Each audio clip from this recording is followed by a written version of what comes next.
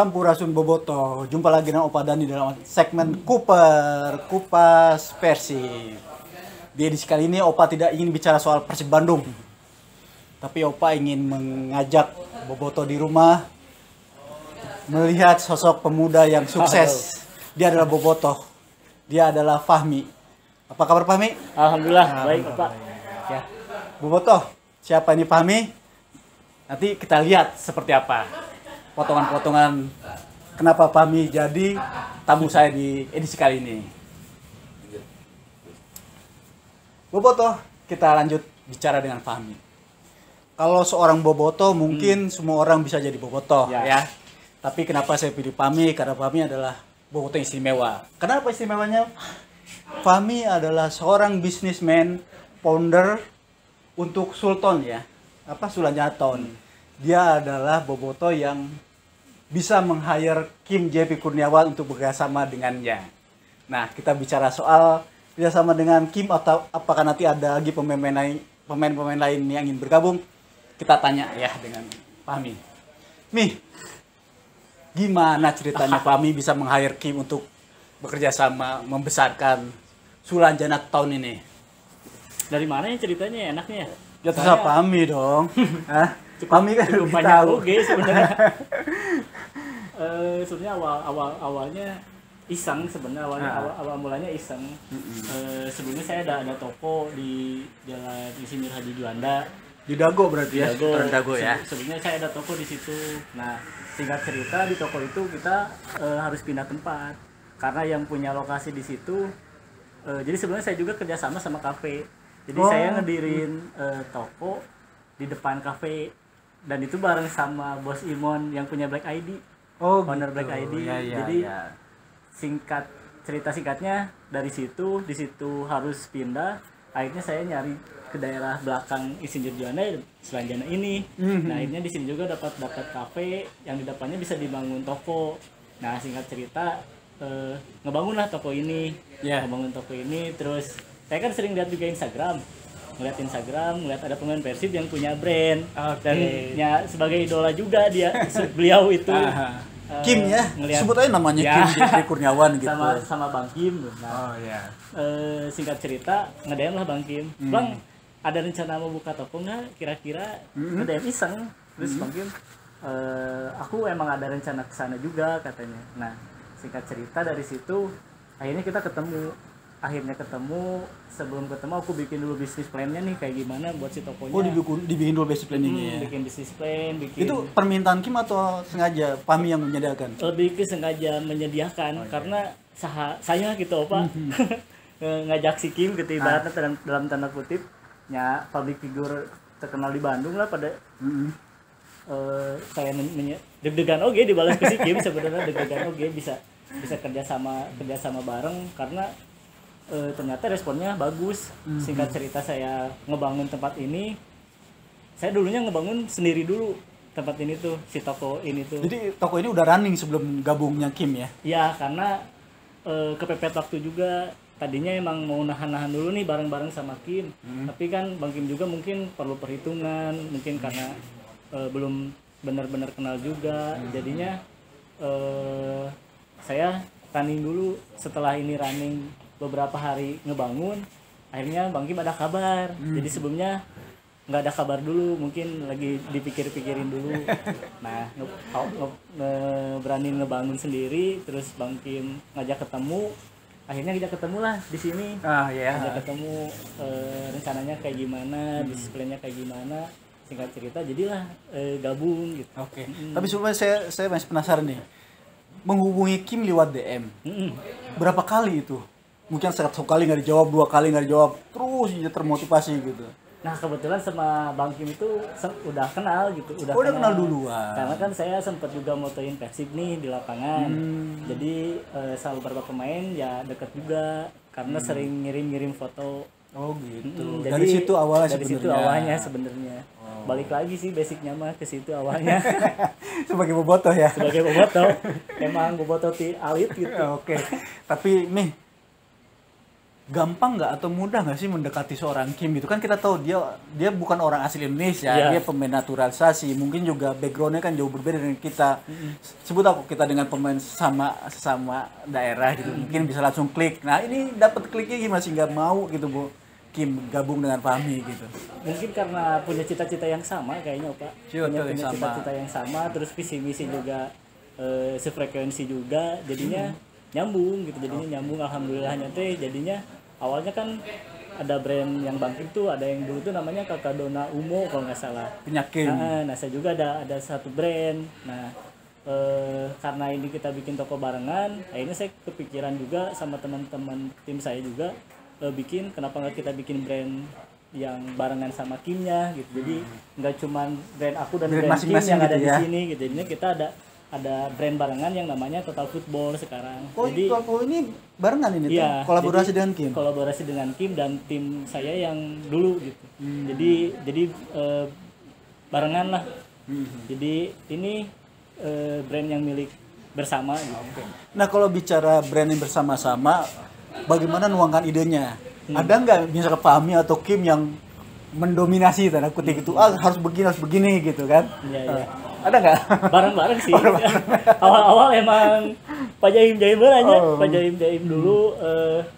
Duh enak tehnya mungkin ya. Bisnis kan harus sehat juga. Ya udah, karena budaya mungkin. Nah ini menarik nih, budaya luar kan terbuka, kalau dia nggak suka ya ngomong, kalau suka gitu ya ngomong gitu. Sementara budayanya dalam kutip budaya saya pribadi orang Sunda gitu. Kadang enakan gitu, kadang menahan-nahan gitu. Tapi dari situ juga jadinya belajar bahwa terbuka itu lebih baik gitu. Jadinya ya kita saling terbuka, kalau kita emang ternyata suka ya suka, kalau enggak ya bilang enggak gitu. Kalau bicarakan Kim orangnya terbuka ya. Kalau tidak suka bilang tidak suka. Ada nggak satu produk yang dikomunikasikan, ini saya nggak cocok, saya maunya begini gitu. Sering nggak juga dilakukan oleh Kim gitu? Kita kan barengan nih, ada tim juga di dalam si Total Football ini sendiri juga. Jadinya kita sering diskusi, pasti setiap ada artikel yang mau naik, kita diskusi dulu ini kira-kira layaknya untuk kita naikin produksi gitu. Jadi ada step tahapannya yang itu mah emang bareng-bareng gitu. Jadi nggak mendominasi, ini enggak. Jadi lebih ke kita ya nyari solusinya gitu. Nyari solusi bareng-bareng. Artinya komunikasi mulus, ide-ide juga lancar, saling menerima, dan produksi akhirnya lancar. Iya. Itu yang selama ini dialaminya. Iya. Sehingga terus berjalan udah berapa lama kerjasama dengan Kim? Berarti dari tahun 2000 berapa ya? 2018 akhir kayaknya. 2018 akhir, hampir 3 tahun berarti. 19, iya hampir 3 tahunan berarti bareng-bareng. Nah setelah itu mungkin ada rasa tidak puas berbisnis, ingin membuat bisnis yang baru gitu. Iya. Nah sebutlah misalkan ada Barber Passion nih, atau disebut apa Kim Barber Passion. Barber Passion. Itu sebenarnya keinginan Kim sendiri atau juga bilang sama Fahmi, saya mau bikin ini nih, gimana nih gitu. Diskusinya itu panjang nggak atau bagaimana, atau apa Kim jalan sendiri? Nah sebenarnya usaha-usaha di sini tuh bisa dibilang contoh lah yang Kim Barber gitu. Lebih ke mungkin karena kita punya harapan ke depannya harus punya apa, misal nggak sengaja misal Bang Kim sering cukur di tempat A nih. Nah ternyata setelan gaya-gaya rambut Bang Kim itu sering diikutin oleh orang gitu. Jadi trendsetter gitu ya. Dan aku juga sempat juga cukur di situ dan ngobrol-ngobrol juga sama tukang cukurnya. Nah, dari situ jadinya kita kepikiran buat bikin barber jigana bagus gitu. Gitu ya. Lebih ke si Bang Kim sih sebenarnya. Ini jigana bikin barber oke juga gitu. Nah, ketika si Bang Kim ngomong bikin barber oke juga, langsung iya jigana kudu nyobalah bikin bisnis plan gitu. Barber layak enggak untuk dibikin gitu, dan budget berapa untuk bikin barber itu sendiri, dan gimana proses kedepannya, dan hal-hal kedepannya yang bakal terjadi itu apa gitu. Dan pada hari itu langsung dibikin, dan ternyata jigana seru ya gitu. Dan alhamdulillahnya ternyata terlaksana juga, kita akhirnya bikin barber gitu. Gitu ya. Artinya memang Kim orang yang ini ya, supel gitu, orang yang tidak jaim, langsung oke deh gitu ya. Gampang gitu ya, asal jelas bisnisnya akan dijalankan gitu ya. Asal jelas sih sebenarnya. Dan mungkin lebih ke apa ya, firasat juga mungkin ya, firasat oh kayaknya ini bagus, dan setelah dihitung ternyata sesuai data juga bagus ya, jadinya bisa gitu bikin. Karena mungkin mikir ke depannya juga ya, karena ya ke depannya mau gimana ya, investasi yang paling bagus ya punya usaha gitu sebenarnya. Tapi sejauh ini setelah ada apa bisnis apa ini namanya clothing terus bertambah dengan barber passion gitu ya. Ada lagi nggak sebelum Kim pergi ke pindah ke apa PSS Sleman yang dititipkan, nih nanti kita bikinin dulu yuk gitu. Bikin apa lagi gitu. Karena bagaimanapun Kim juga memang nantinya menyandarkan bisnisnya sebagai pengganti penghasilan dari sepak bola kan. Sebenarnya yang belum terrealisasi lah sebutlah. Banyak sih, banyak. Misalnya kita lebih ke mungkin orang yang terus-terusan cari ide dan cari ngelihat peluang gitu, ngelihat peluang A kita pingin, ngelihat peluang B kita pingin, tapi setelah dipelajari juga dan setelah kita alami juga jangan terlalu emosional gitu. Sama kayak main bola, ketika main bola emosional jadi nage bisa jadi acak-acakan gitu. Tapi yang bicara soal kita biasanya jangan emosional itu dari Fahmi atau dari Kim juga? Dari saya sebenarnya. Ya. Karena ngelihat mungkin pengalaman sebelumnya juga, karena kan ya misal Bang Kim lah, misal Bang Kim pemain bola nih, penghasilan ya lumayan, misal istilahnya banyak tabungan lah misal. Pasti kalau ngelihat peluang tuh pasti pingin buka gitu. Tapi sama kayak main bola, jangan emosional, ngeluarin emosional, harus tetap pakai planningnya harus jelas gitu, harus pas gitu. Karena itu hal yang paling jangan sampai blunder juga gitu. Oke. Nah terus nih Fahmi dengan Kim Kurniawan nih sebelum memulai bisnis baru gitu ya, ada semacam riset dulu nggak? Contohnya buat barber mungkin ya? Apalah, barber atau apa gitu. Riset sih pasti ada riset. Contohnya pemilihan tempat di sini lah. Pemilihan tempat di Sulanjana 5 itu aku risetnya beberapa minggu sebenarnya. Ngelihat di sini pasarnya di mana, secara demografisnya kayak gimana. Itu pasti harus diriset. Seorang pembisnis pasti harus ngeriset dan melihat lingkungan sekitar juga gitu. Terus ketika Fahmi meriset itu, Kim nih gini nih gitu ya, hasilnya gimana Kim gitu, udah oke aja gitu. Iya oke. Benar, jadi kekat juga dulu kayak gitu sempat Pak. Ini kayaknya di sini toko bagus nih, Sulanjana 5 dekat Geraha Persib, terus di tengah kota Bandung juga ya, harga juga terjangkau bisa dibilang. Jadinya kita jalani gitu. Oke. Nah sekarang dengan Kim ini udah berapa bisnis yang dikelola Fahmi dengan Kim? Berarti keseluruhan yang ada di Sulanjana 5 ini sih sebenarnya. Jadi 2018 kita buka toko Total Football. Lalu 2018 akhir 2019 mungkin ya, kita buka barber. Buka barber, asalnya cuma 3 kursi. Setahun kemudian kita nambah 3 kursi lagi ke belakang sama nambah salon. Nah, pas nambah salon sama kursi belakang ini ada corona. Kita baru beres renov, datanglah corona ke Indonesia. Itu yang sempat membuat kita juga istilahnya drop lah. Karena kan ya bisnis barber kontak langsung sama orang dan itu sangat berpengaruh gitu sebenarnya pas zaman Covid ini tuh. Tapi alhamdulillahnya sekarang kita terus berjalan gitu. Dan 2019 berjalan, 2020 sebenarnya mungkin ini yang orang lain nggak lihat juga dan nggak orang tahu juga. Ini saya keluarin di sini sebenarnya. Apa tuh? Jadi kita tuh sempat ketipu sama orang di sini. Ketipu? Iya. Jadi saya sewa toko di sini tuh sama mungkin pihak kedua yang nyewa area gedung Sulanjana nomor 5 ini sebenarnya. Nah kita ketipunya, saya sama Bang Kim itu sewa sampai 2022, pas 2009 itu. 2019, jadi kita sewanya langsung 3 tahun biar nggak terlalu berat lah ke depannya. Jadi kita sewa 3 tahun dan ternyata si yang pihak kedua ini tuh sewanya cuma sampai 2020 bulan Juni ternyata. Nah sementara yang pemilik gedung ini ya dia nggak mau tahu. Sementara kita kan baru renov juga barber yang investasinya juga cukup lumayan. Belum toko juga baru direnov juga. Jadi toko itu sebelumnya bukan kayak gini. Asalnya kita benar-benar minimalis gitu sebenarnya. Tapi merubahnya depan nggak? Iya. Bangunan depan di rumah juga bangunan depan. Yang mana ini? Ini dan tengah apa yang? Kalau yang tengah mah enggak. Oh enggak. Nah, singkat cerita ketipu nih. Akhirnya kita ada Gede, ketuanya gede. Lumayan.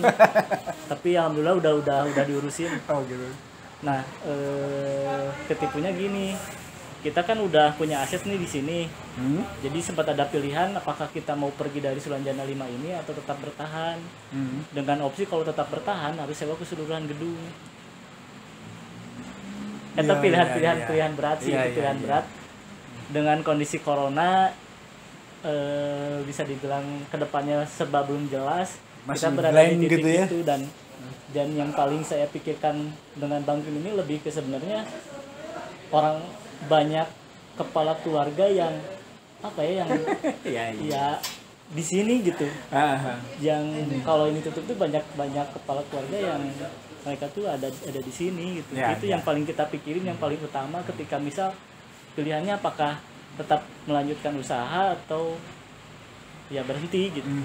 Sempat tapi ada akhirnya itu dan dilanjutkan. Akhirnya dengan pemikiran matang dan lain-lain ya akhirnya yang kayak sekarang akhirnya kita tetap bisa buka gitu. Oke. Dan akhirnya kita mengelola resto yang sebelah. Jadinya kita mengelola keseluruhan gedung di Sulanjana ini yang kita kasih nama Sulanjana Town. Jadi Sulanjana Town ini lebih ke Sulanjana 5 ini jalannya ya ini Sulanjana Town-nya gitu. Iya.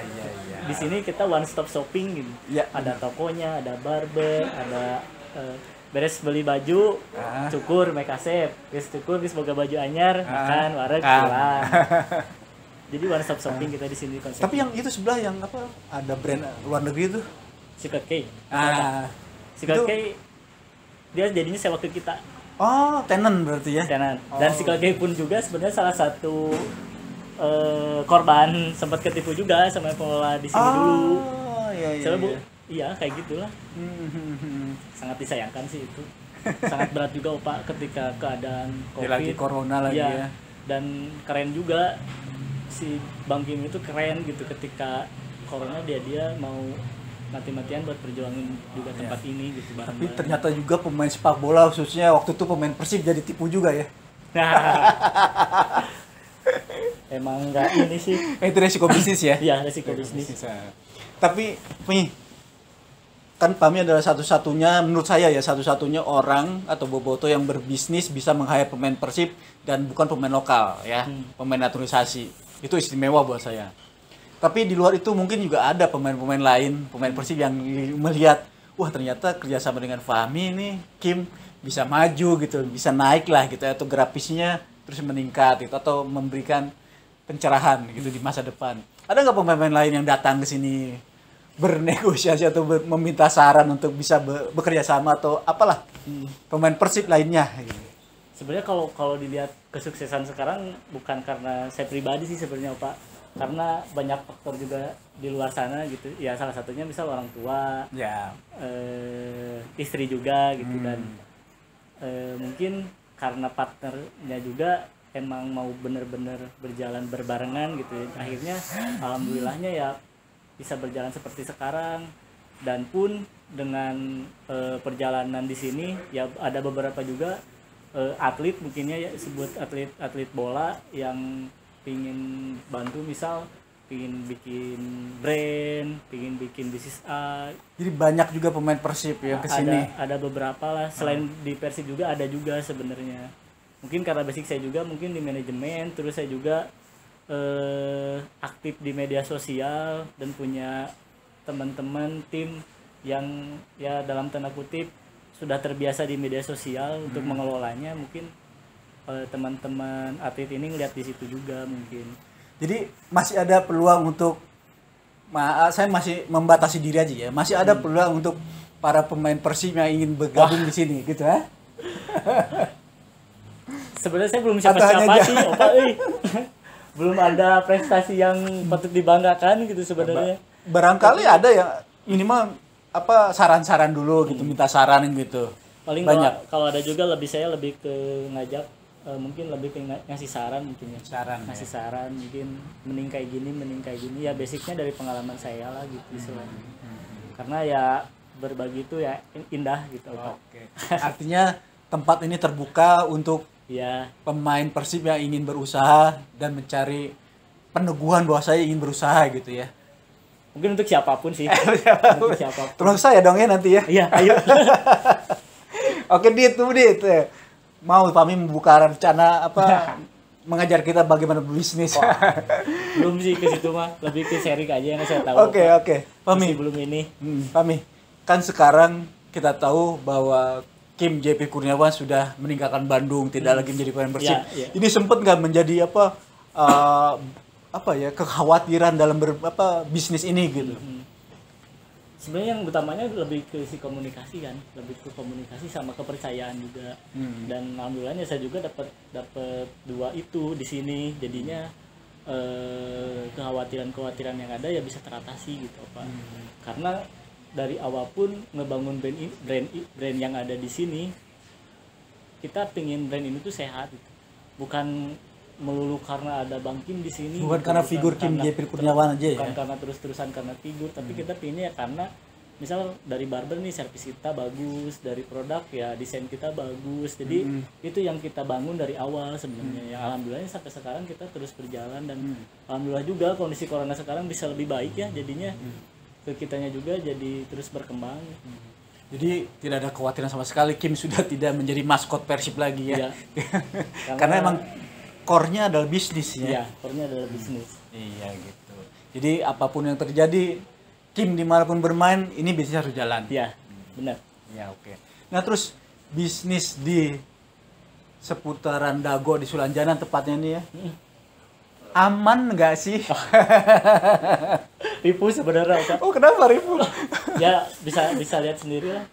Banyak universitas di sini tuh Pak. Universitas apa maksudnya? Namanya Unsul, Universitas Sulanjana. Unsul Universitas Sulanjana ini gimana? Saya belum ngeh nih, belum ngerti nih. Di sebelah toko kita ada klub, di sebelah kita ada klub, tetangga kita banyaknya juga klub juga. Jadi kalau malam tuh banyak mahasiswa sih sama mahasiswa. Kalau malam atau malam minggu? Malam minggu apalagi? Wah. Kalau banyak malam baik banget itu apa yang dilakukan mereka yang imbasnya ke Sultan ini?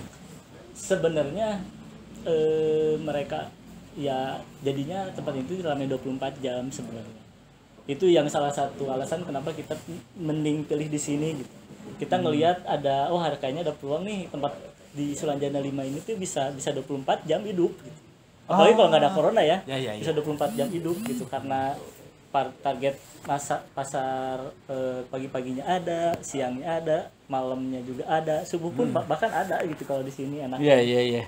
Dan ya dunia malam dan jalanan itu keras gitu sebenarnya. Gitu ya. Gimana caranya kita menyikapi juga karena bisnis itu bukan cuma di internal bisnisnya doang gitu, tapi ada faktor eksternalnya juga yang harus kita perhatikan. Ya contohnya dengan warga sekitar, misal dengan dalam tanda kutip preman sekitar juga ya, dengan orang-orang yang ada di lingkungan ini kita harus tahu dan harus peka gitu apa yang mereka butuhkan, apa yang mereka inginkan. Dan alhamdulillahnya saya lebih ke asas kekeluargaan ya, jadi asas ke pertemanan gitu. Oke, jadi jadinya, udah sangat peka ya. Jadinya data bagaimana solusinya sama teman-teman yang ada di lingkungan sini ya teman semua gitu. Alhamdulillahnya itu sebenarnya.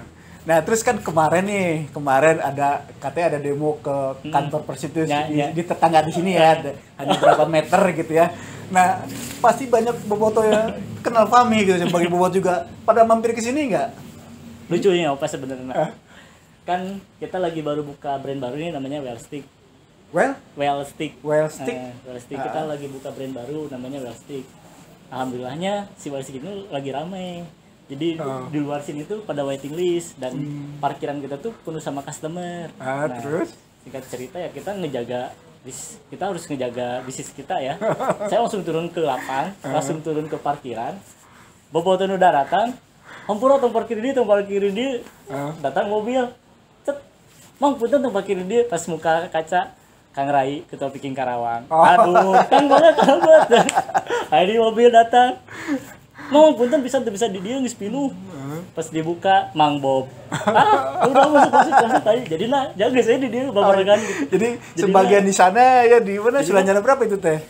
di sini juga parkir motor pada di sini, jadi ya udahlah wis kadar gitu.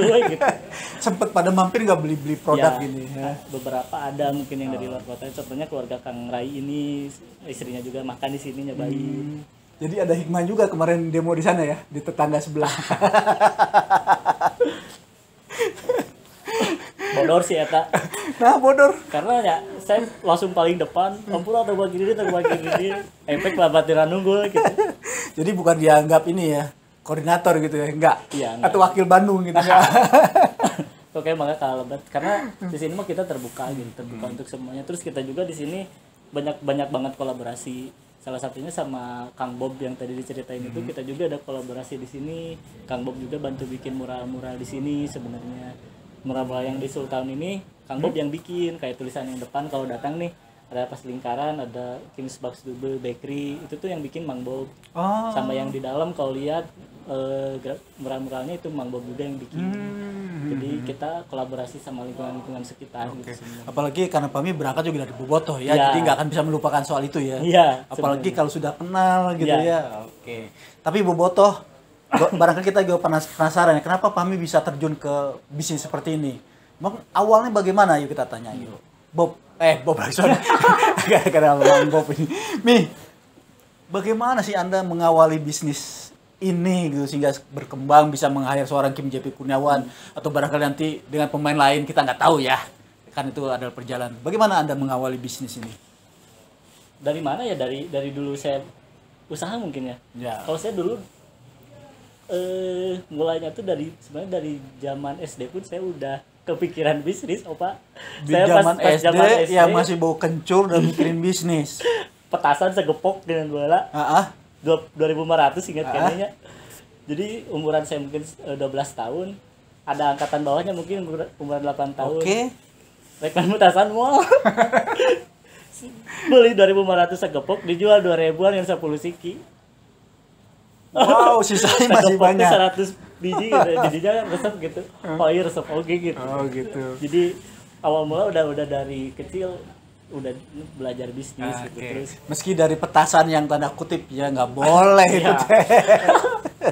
Bener sih. Terus zaman SMP pingin punya HP, kepikiran kalau minta ke orang tua terus ya kasihan juga gitu sebenarnya. Jadi kepikiran ya jualan, sempat jualan keripik juga pas SMP ya, alhamdulillahnya jadinya kebeli juga gitu. Terus dari SMA, nah dari SMA ini sebenarnya kan dari dulu saya emang suka Persib gitu, dari zaman emang kecil pun sama keluarga, lingkungan keluarga ya suka Persib semua gitu, mulai dari pas zaman Dadang Hidayat itu, ingat kan yang Dadang Hidayat main teh, ya itu pas zaman saya kecil gitu, ngalaman juga di Siliwangi gitu. Jadi emang bener-bener mendarah daging lah si Persib teh gitu, bagi orang Bandung ya, terutama bagi saya pribadi gitu.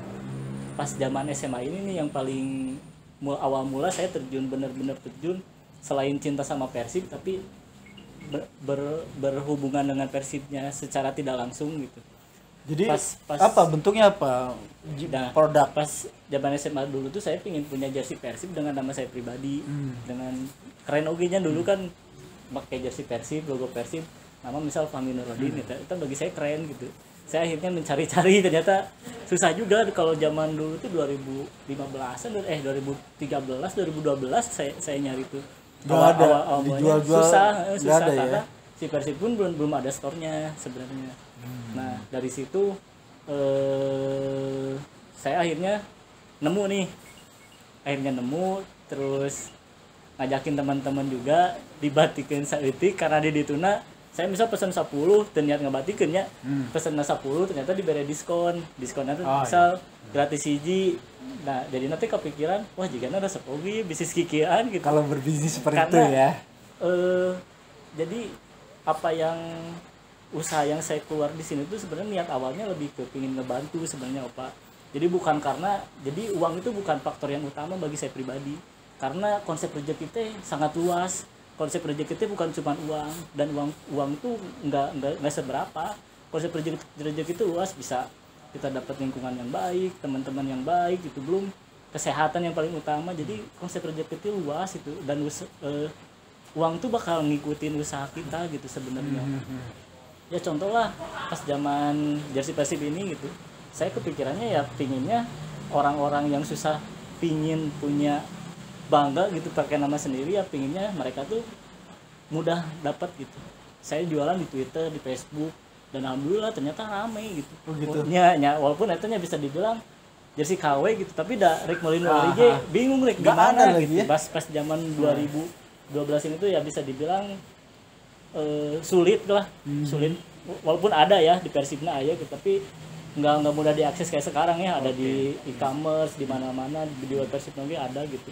Itu waktu mengawal itu bikin berapa pieces jaket itu? Alhamdulillahnya bisa lebih dari 100. Udah 100. Jadi sistemnya pre-order. Jadi pre-order siapa aja yang mau bikin di Facebook, di Twitter.